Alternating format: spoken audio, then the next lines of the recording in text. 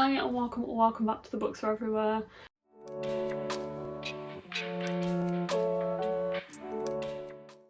Today I am here with my February and March wrap up. I was going to just do my March wrap up, but then I realised A, I don't have that many books to talk about per month, and B, I did a January wrap up, so doing a February and March in one means that I'm caught up. So here I am with my February and March wrap up. I have to confess, I only read 5 books in each month, which is really, really low for me. And I guess I'm a little bit surprised about that in terms of the fact that I have moved out and moved in by myself. I live by myself. And I think I expected now I live by myself that I would dedicate more time to reading / have more time for reading, especially as I get home a lot earlier because I don't have the drive to and from work because I live a lot nearer work now. But I have lost so much audiobook time by living so much nearer work, and I think that's probably part of the reason why. The other reason why is because I have been reading some bloody long audiobooks, well, listening to some really long audiobooks, which I will talk about. I'll talk about one of them, which I haven't gotten off the shelf, but I'll talk about that when I get to it in the order of things. But I will of course go by order of finishing these books. It feels like so long since I read these books now because I picked some of these up in January and then I finished them at the start of February. So the first one I have to talk about is One of Us Is Back by Karen M. McManus. I believe that I rated this one 3 stars. To be honest, out of all of Karen M. McManus's books, this series is probably my least favourite. I really loved The Cousins, I love You'll Be the Death of Me, I loved whichever other standalone there was. Where are they? Two Can Keep a Secret, which I think was her first standalone after this series. I did really enjoy One of Us Is Lying when I read it, which was years and years ago. So One of Us Is Lying is kind of a young adult thriller, but crossed with The Breakfast Club. Like, it's following these, I think it's 6 kind of personalities in this high school who go into a room and only 5 of them come out alive, something similar to that. The premise is kind of similar to that. And it's following all of them in the kind of aftermath of that and trying to find out what happened. And then there's One of Us Is Next and One of Us Is Back, which is the 3rd book in the series. I didn't particularly enjoy One of Us Is Next very much. It felt like a bit pointless to return to those characters in that world. And I honestly felt quite similar with this one too. It took me 2 weeks to read this, which is so long for one of these books because I've always found Karen M. McManus's writing very addictive. And when I did pick this up, I read most of it, I would say, in a couple of days. I just put this down to pick up something else and didn't pick it up again for a while. Probably would have enjoyed it more if I'd picked it up and read it all in one go. But yeah, there's nothing I really have bad to say about this. I just feel like we didn't necessarily need to return to this world, and I would have enjoyed a standalone much more with a different premise and new characters. And I didn't necessarily feel the need for this edition. So nothing inherently bad. 3 stars. I liked it, I enjoyed it, but I don't necessarily feel the need for it. The next one I read is The Ministry of Time by Kaliane Bradley. This is the book that I picked up in the middle of reading One of Us Is Back. I loved this book. This was my first, I think this is my first 5-star of this video. There's possibly another 5-star coming. Was this my first 5-star of the year? No, I did have The Road Trip was a 5-star. Yeah, so this was my second 5-star of the year. I loved this. I was so addicted to this from like page 1.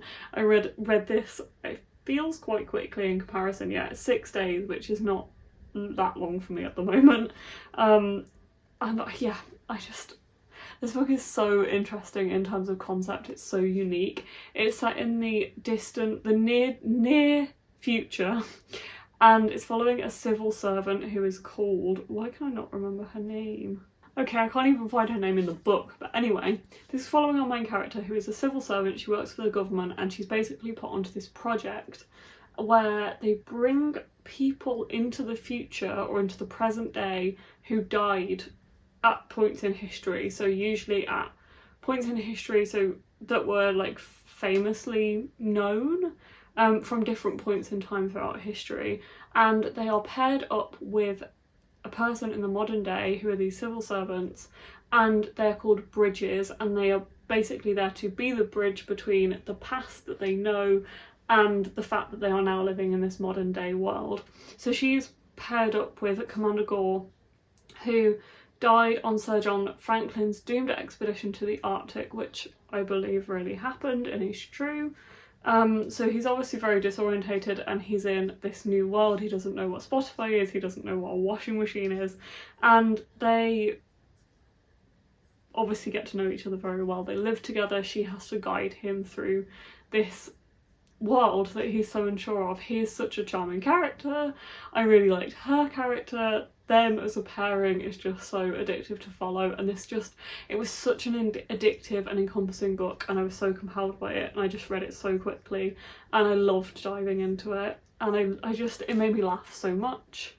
The only kind of not complaint I have, but I feel like the ending to me now, looking back on it, feels like the worst part. Like it kind of fell, not flat, but it feels like it was quite rushed, and maybe, I don't know. I did enjoy the rest of the book more, which was this kind of long, sultry summer as they got to know each other and they kind of fell in love. I don't think it's really a spoiler to say that, but there is so much more than that happens. It's very much about them and their relationship, building their relationship, but there is so much more to it, and I feel like that's what I loved about this book. And it has such a unique concept, and yeah, I really enjoyed this one.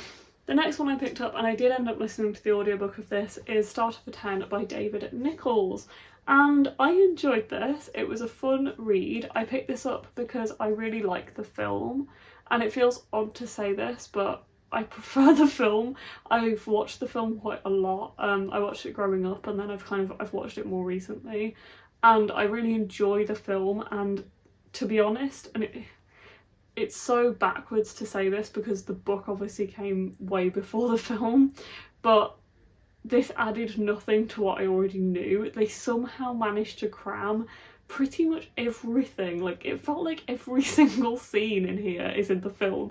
I feel like if you watch a film first and then you go to read a book, you at least build this understanding of the characters that you didn't have from the film, because the film is only like 90 minutes long.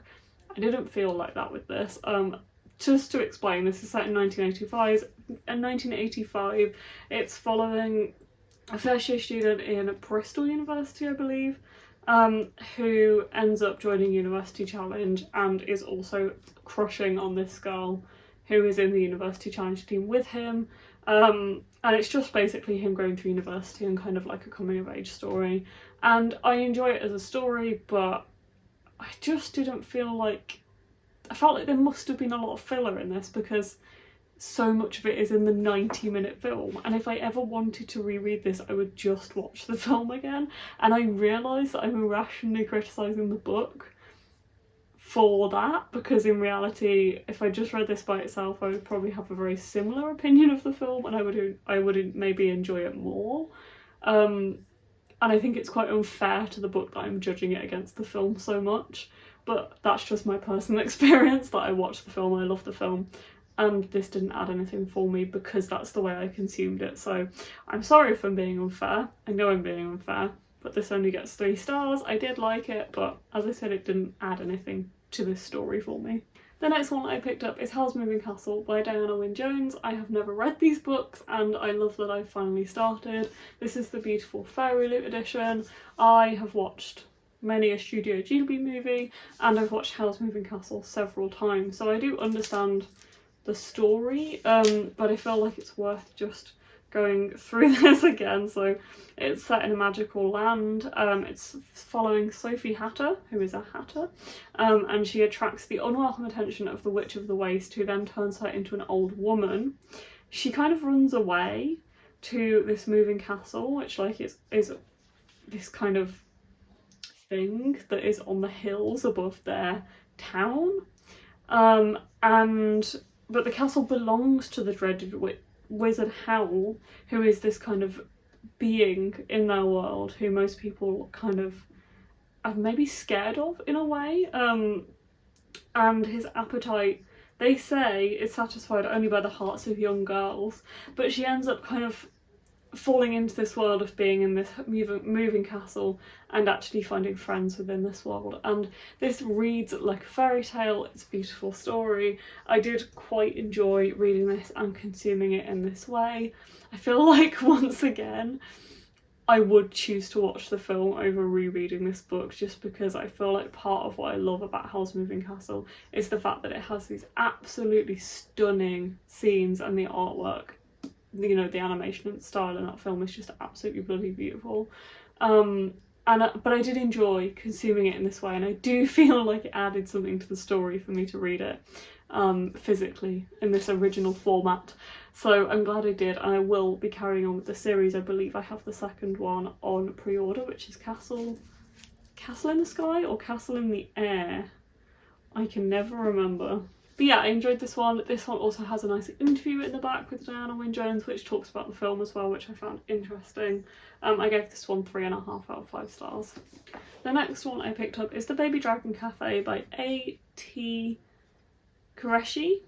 This one was sent to me by the publisher, so thank you very much, HarperCollins, for sending this my way. I enjoyed this one. It was fun, it was entertaining, it's light, it's fluffy, it's very cute. It's a romance set in this fantasy world where this woman called Saphira, who opens this cafe for baby dragons. In this world, people own baby dragons like pets, but they're notoriously really naughty, so they're not really allowed in like cafes and shops. But she wants a place for people to be able to hang out with their dragons, so she opens the Baby Dragon Cafe, but she's struggling for money. And then Aidan comes along, who is a quite like local famous person. I think he comes from kind of like a local like noble family-ish. And he has a really disobedient baby dragon who was left to him by his brother, who passed away, I believe, from what I remember. And he strikes a deal with Saphira to train his naughty dragon, and she agrees because she needs the money to help keep the cafe afloat because she's going through hard times. And they end up striking this unlikely friendship and seeing each other a lot more, being forced to see each other a lot more. It has that kind of grumpy sunshine trope that we kind of expect from this kind of story, this kind of romance. And it was very, very fluffy. I would just say, if you are going to read this, and I would say if it's what you're looking for, then you will probably enjoy it. If you don't normally read this kind of thing and you don't normally look for this kind of thing, you probably won't enjoy it, but you can probably say that about most books. If you did read it, if you do want to read it, just be aware that it comes with like so much cringe and cheese that you will probably roll your eyes at some point. Like, I can't remember what it was, but there's some like nicknames and stuff, and the way Saphira talks to the dragons and about the dragons, the baby dragons, like she couldn't call them baby dragons hardly ever. They were like little dragos mostly, and every time that just made me want to roll my eyes. So I will just warn you of that. I feel like you do have to kind of overlook that to enjoy this book. But I did still enjoy it. I gave this one 3.5 out of 5 stars. And the next book I have to discuss is The Listeners by Maggie Stiefvater. I also had this sent from the publisher, so thank you very much to Hachette for sending me a copy. I like Maggie Stiefvater's writing. I read The Raven Cycle many years ago and absolutely loved it. I did also read All the Crooked Saints, and I didn't enjoy that one as much. And I thought I would give this one a go because it's her adult debut, and it's an adult, I want to say fantasy, kind of. It has this undercurrent of magic that all of Maggie Stiefvater's books have. And actually the synopsis of this did really interest me at the time when I found out what it was about. It's following this hotel in the Second World War in the Appalachian Mountains, which is run by a woman called June Hudson, who is the general manager of this hotel. But this hotel is like owned by this kind of noble family, from what I remember. And this hotel, which is called the Avalon, also has this water like running underneath the hotel. It has beautiful hot springs and healing waters.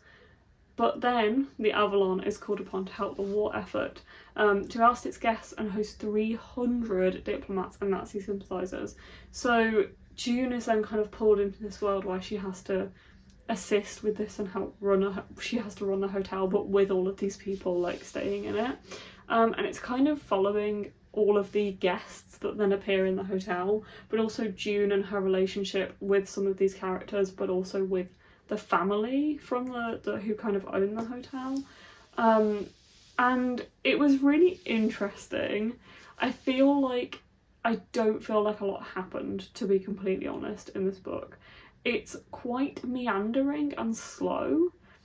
In some ways in a nice way. Like sometimes I was like, I vibe with this is like what I am enjoying it, and I felt quite compelled by it. And in other ways it's like, okay, I've read quite a lot of this book and I don't feel like that much has happened. I really liked the characters and I thought they were very eccentric, and that was really fun.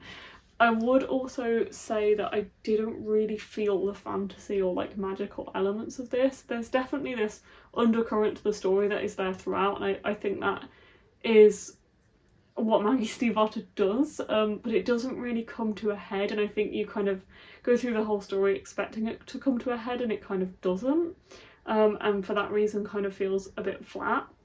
So there were things that I liked about this and things that I didn't enjoy so much, but I am glad I read it. And I feel like one of the things that I heard, or I think it was blurbed on the book, was a review, and it said something about how Maggie Stiefvater produces art. She doesn't just produce books, and I thought that is a very good way to describe Maggie Stiefvater's writing. I also love the kind of premise of this, the fact that it's following a general manager of a hotel in the war who is a woman, and that was so cool, and I feel like that was also discussed throughout the book. There was also like a romance in here which I quite enjoyed. So overall I liked it, but there's definitely things I didn't enjoy about it as well. I gave that one 3.5 out of 5 stars.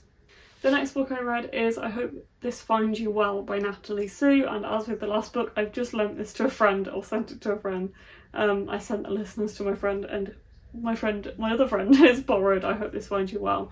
I did have a proof from the publisher, but quite a while ago when it came out. Finally got around to reading this, and I listened to the audiobook, and I was so sucked in. This premise of this book is just great, and if you work in an office, you'll probably enjoy it because it's just so much fun and it's so reflective of office life. It's following a woman called Jolene who feels like she's kind of in like a dead-end office job. She's an admin for Super Shops Incorporated, which I can't even remember what they sell or what they do. She really doesn't get on with her co-workers, and she finds them insufferable, and she leaves comments in the bottom of her emails to her co-workers in white ink, white text, so they can't see what she's saying about them, but she kind of leaves them like very specific insults in their emails. She's obviously found out by HR, which I feel like would happen very quickly if anybody did this in real life, but is a fun concept for a book. So if you can oversee that, you'll probably enjoy this book. So she's pulled into like this meeting and given kind of a disciplinary type thing where she's like put on watch by HR, and there's already kind of stuff going on in the company that puts her at risk anyway, but she realises that they've set something up wrong, and it's actually given her access to everybody's private emails and private messages, and it just goes mad from there. This book gets weirder and wilder, and I really enjoyed it. I thought it was so compelling. I wanted to read it all the time. I loved the audiobook for this, and I also went on to like recommend it to everybody I work with, because I think if you work in an office like I do, then this is just so much fun, because there's so many things about office life that are so true, and about co-workers as well. But it also does dive into some really kind of emotional things as well, and had a lot more conversations in it that were kind of deeper than I expected, which I quite enjoyed that about this book. I gave this one 4.5 out of 5 stars. It also has a romance that you just can't help but root for in a way. And it was just so much fun. I think it just plays with like that corporate stuff that is just, it was so entertaining, so entertaining. The next book I read, and I listened to this as an audiobook as well, is Swordcatcher by Cassandra Clare, and this, my friends, this is the book that I feel like is setting me back so much. And this and The Radpicker King, which I'm currently listening to. I listened to this on audio, and as you can see, it's bloody thick, and so is the second one. And the audiobooks are like 22 hours long. It took me so long to listen to this. It felt like it dragged on forever. And this is following, so this is Cassandra Clare's adult debut I love Cassandra Clare. I have so many Cassandra Clare books, and I feel like she always has this like compelling nature to her stories. I just don't feel it with this, unfortunately.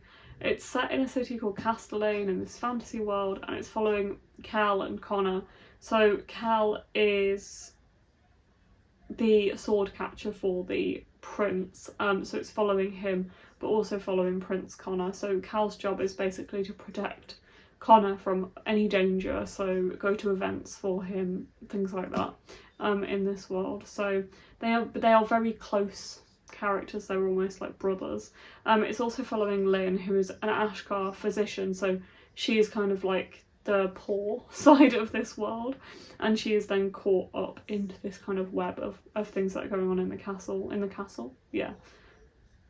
Like in the royal place, in the family as well.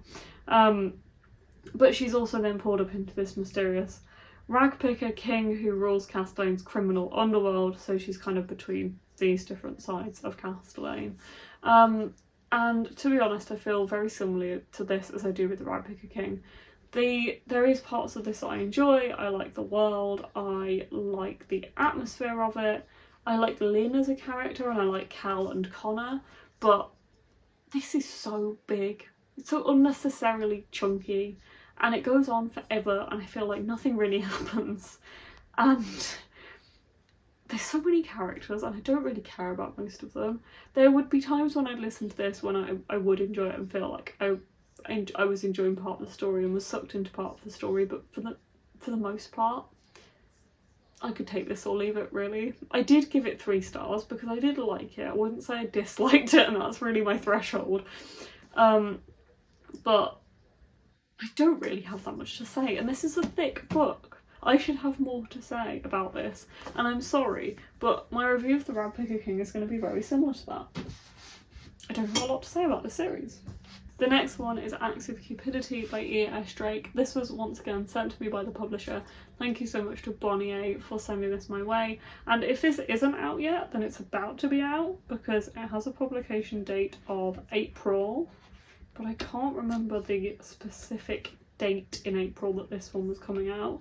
I requested a proof of this because it says Good Omens meets The Good Place, and I love The Good Place. It's so fun, and I definitely could see the inspiration. I could see how this was like compared to The Good Place.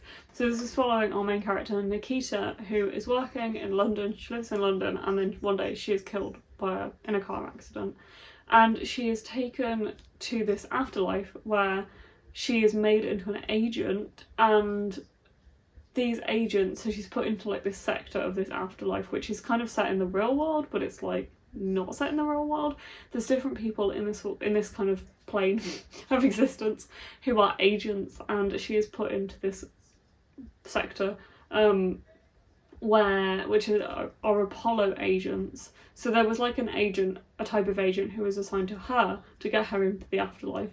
But this is an Apollo agent who spend their afterlife matching up predestined couples to sign off their daily quota, and she joins the kind of team of Aaron and Casey, who are these agents that are based in London in this kind of plane. They live an afterlife of luxury, but then several of their assignments go wrong, and then Nikita in the afterlife kind of has to find out what's going wrong and why it's happening, and she ends up getting sucked into it. This was very entertaining and very fun, and also has a Grumpy Sunshine romance that you just can't help but root for. The only thing I will say is it got quite silly in the end. It's still enjoyable, but it does get quite silly, and quite like, it's very kind of, you can see it playing out as a movie in your head. But I was quite sucked into this from the start, and I did enjoy reading this, and it was very fun, but just be warned, it gets silly. I gave this one 3.5 out of 5 stars. And last but not least, we have the book I've just finished, Great Big Beautiful Life by Emily Henry, which again is a proof. This one comes out in a couple of weeks on the 24th of April, and this is Emily Henry's newest release, and I love this. And I love this so much. It was great. This is very Taylor Jenkins Reid. It's very Seven Husbands, and I really enjoyed that so much. It is following our 2 characters, Alice and, literally just read this, come on, Hayden. It's following on two characters, Alice and Hayden, and they are both writers. Alice writes for, is it called The Scratch? She writes for this kind of online magazine, and she grew up kind of worshipping this like starlet almost. She was from like a famous family, and she was kind of the tabloid princess of this famous family. She married a singer, and she's been in like hiding for many years, and Alice manages to track her down and offer to write her memoir for her. And when she gets there and she's interviewed by Margaret Ives, who is this tabloid princess, she ends up competing for the job against Hayden, who is also a writer, a prize-winning writer, who has also written another memoir, and that's like what he's most famous for. He's also, as it's described on the book, a human thundercloud. And Margaret Ives pits them against each other and tells them they have 1 month to spend with her each. She will pay them, and it's like a 1 month long interview. So they both have to stay in this island. And obviously it's very close quarters, it's a small town, they bump into each other a lot, and romance ensues. I love this because there's the story of Margaret, and there's this mystery that is uncovered throughout the book, and I just was desperate to know what was happening. But then you also have the romance between these characters, and you also just spend your whole time rooting for them. And I feel like in a lot of ways this was predictable because I've read a few Emily Henry books and I kind of know how they're going to go. Does that take away from the enjoyment? No, I am here for the ride and the journey, and the ride and the journey were just brilliant, and I just love this so much. So I gave this one 5 stars. This is my second 5-star read of this video. I loved this, it was great. I can't wait for it to come out. I hope all of you love it, and I feel like if you enjoyed Seven Husbands of Evelyn Hugo, you will enjoy this, because in some ways it's quite similar, but then it has the romance as well. It was great. So those are the 10 books I read throughout February and March. Thank you for joining me for this video. I hope you enjoyed, and I hope that my reading picks up for the month of April. Once I finish The Rag Picker King, I feel like it hopefully will, and I will talk to you about that book in my April wrap up. So hopefully I will see you then, or in another one of my videos. Bye!